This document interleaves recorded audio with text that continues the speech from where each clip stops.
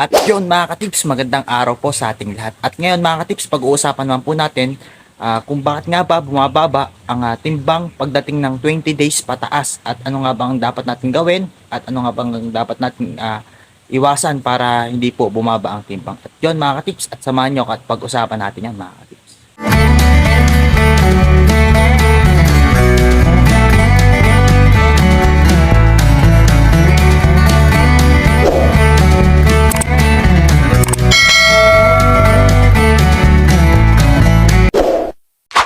Yun mga katips, magandang araw po sa ating lahat. Ayan mga katips, natagalan tayo sa pagbablog. Ayan, at alam naman nyo na nagkaroon ng bagyo. Ayan, at kakatapos lang natin mag-harvest noon. Kaya, at ngayon, gumanda ang panahon mga katips. Ay nagpaplano na naman tayo para mag-alaga ulit mga katips. Ayan, at ngayon, ang aking namang mga alaga ngayon mga katips ito. Itong mga dilahe mga katips. Ayan yung mga alaga natin ngayon na panabong mga katips. At marami din tayong bibe. Yan. At mga Tagalog mga katips. Kaya halo-halo na rin yung ating mga alaga ngayon mga katips. At mamaya i-share ko sa inyo yung ating topic mga katips. Ito kasi yung problema ngayon ng mga nag-aalaga mga katips. Kaya yun, bibigyan natin ng tips. At i-share ko yung aking mga karanasan at mga pangyayari na dapat nating iwasan at gawin mga katips. Ayan. At dito, punta tayo dito mga katips sa lagi nating spot. Ayan. At may ng panahon mga katips. Kaya nakakapag lipot-lipot tayo dahil di maputek mga katips. Ayan. Ito ang ating brooding cage mga katips. Ayan. Ito naman yung ating kulungan ng malalaki mga katips. Ayan. Medyo madumi. Dahil ilang linggo rin tayong na antala mga katips sa pag-aalaga. Pero yun, mag-aalaga ulit tayo mga katips dahil maganda na ang panahon. At tingin ko, dire-diretso na yan. Ito yung season na, ito yung month na maganda mag-alaga mga katips. Kasi malimit ay hindi na ulan. Yan. At maganda rin siya kasi balanse. Means, kaya balanse mga tips ay hindi masyadong mainit, hindi rin masyadong malamig. Kumbaga, nagbabalance lang yung temperature pag ganitong panahon na August hanggang October, ganyan mga tips. Kasi pagdating naman ng November, December, January, medyo malamig naman yan. Sobrang lamig na din. Pero ayos din naman mag-alaga din doon kasi wala naman masyadong bagyo. Yan, hindi rin masyadong umuulan, bihira lang talaga mga katips. Kaya yan yung maganda rin mag-alaga. Pagdating naman ng tag-init, yan naman yung sobrang init na tinatawag na mahirap naman dahil nababawasan yung timbang nila pag sobrang init. At yun mga katips ay bago yan, papakita ko sa inyo yung aking mga dilahe. Kaya yung mga nagkasabong dyan o nag-aalaga lang ng mga dilahe o pangbenta nila na panabong, comment po kayo kung ayos ba yung alaga ko mga katips kasi medyo matataas at matatangkad kasi yun nga, binigyan ako ng magandang lahi ng aking kaibigan na shoutout kay Ivan Dugan. Yun yung nagbigay sa akin ng panabong. At ngayon dahil meron naman akong inahin dito na malahi din, ay ayun, naparami ko mga katips dahil sa mga tulong na rin ng mga vitamins na natitira sa akin. At yun mga katips, samahan nyo ako at pakita ko po muna sa inyo. Mga katips, ito yung mga bibi natin. Oh. Yan, ayan po yung mga alagaan natin mga katips yun. Oh. Mga dilahe, yan mga katips, may Tagalog. Yan, yan po yung yan mga katips. Ito yung isa mga katips na yan, ito yung binigay sa akin mga katips. Oh. Yan, oh. Yan. Yan yung binigay sa akin na magandang lahi mga katips. At may bago tayong yan mga katips, yung bago nating mga sisiu. Yan. Yan man po. Yan mga katips, ang daming bibe. Mga bago po yan mga katips. At yung nakabawas na rin tayo dyan ng 3 peraso dahil ginatay natin.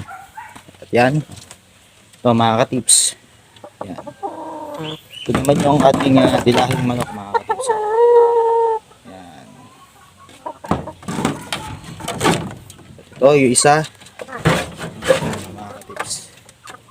Yan naman yung isang panabong. At yun mga katips, napakita ko sa inyo yung ating mga alagang mga bibe, manok, yan. At yung iba kasi mga katips wala pa. Dahil alas 3 pa naman kasi ngayon mga katips, mamaya pa magpupuntahan yan.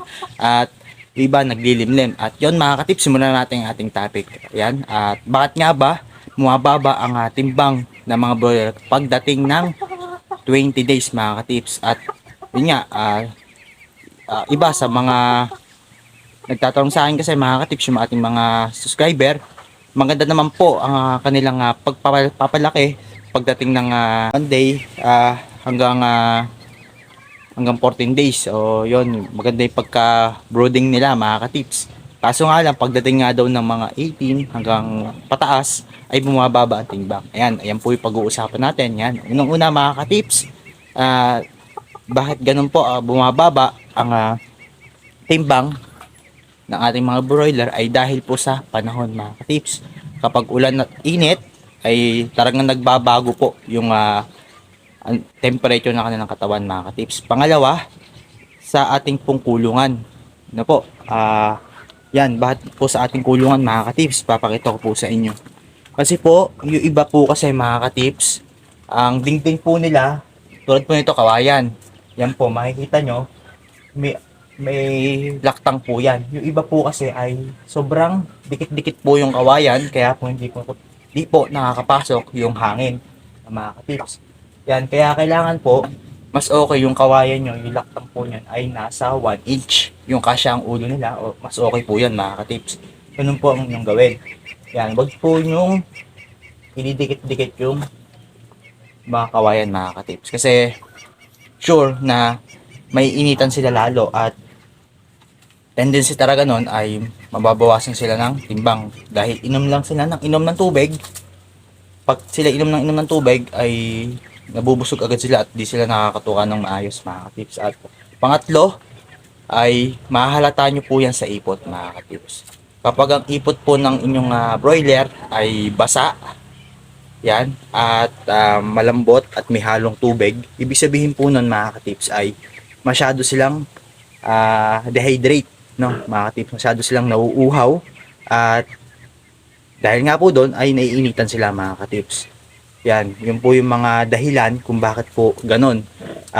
Kaya po ang advice ko sa inyo mga katips, ang gagawin nyo po ay magpainom po kayo ng dextrose powder or electrolytes, no mga katips. Basta po may electrolytes, yan, may energizer, yun po yung inyong painom mga katips.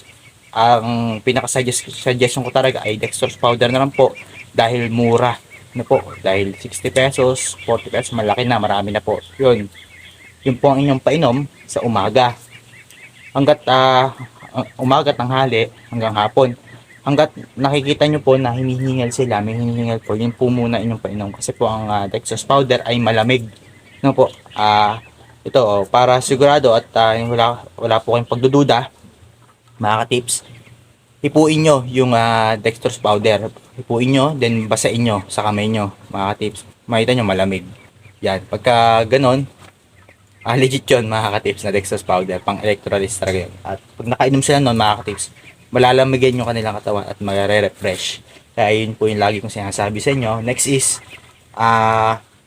kapag naman ay next is ano pa nga baga yung mga sunod pa. Una-una mga ka-tips ay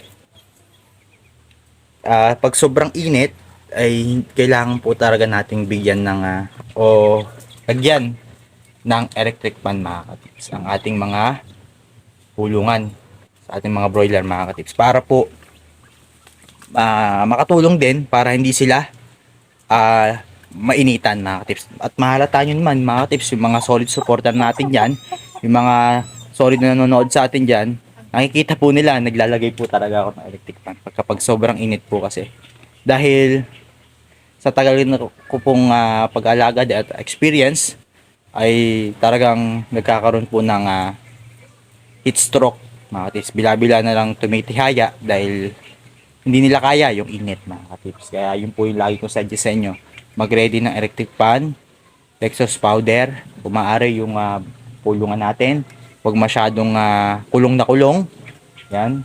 At i-maintain lang natin mga katips yung init at lamig nila para po hindi maka-epekto. At pangalawa mga katips, ito rin sa dahilan kung bakit din na bumababa ang timbang. Kapag po biglang uminit ng sobra tas bilang uulan, yun po, nagkakasikit po ang ating mga broiler.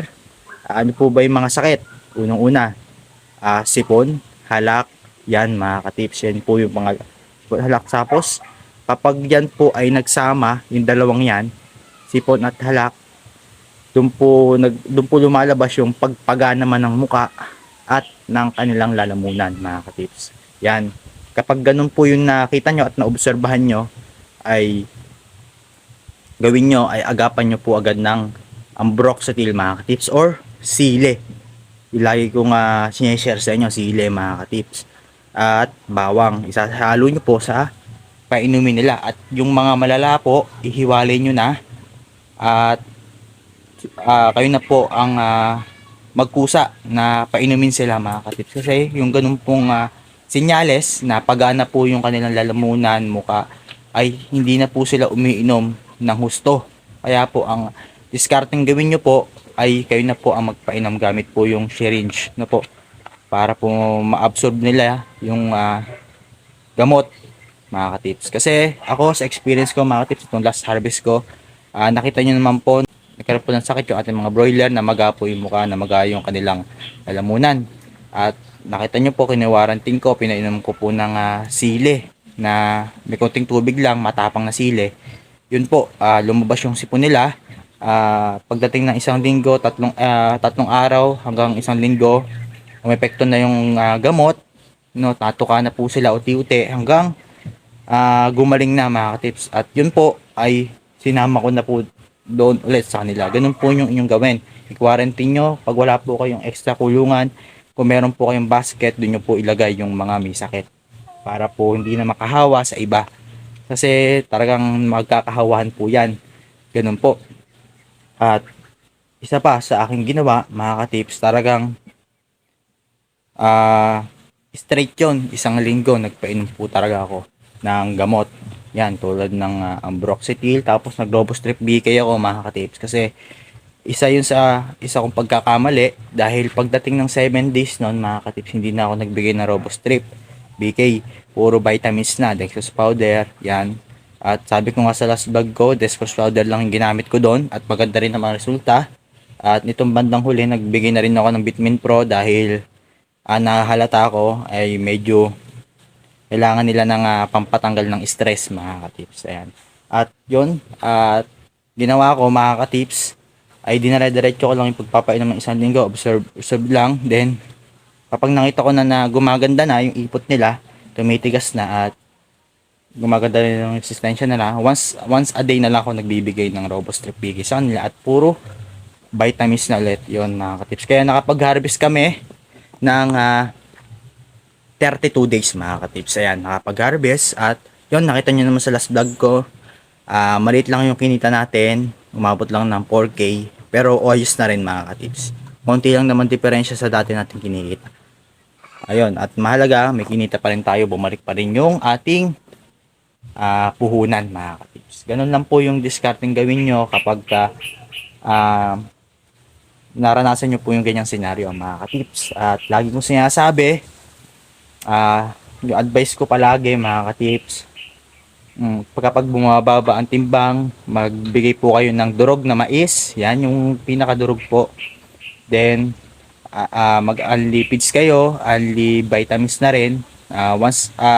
Once a day na lang kayo magbigay ng fresh water, then puro vitamins na.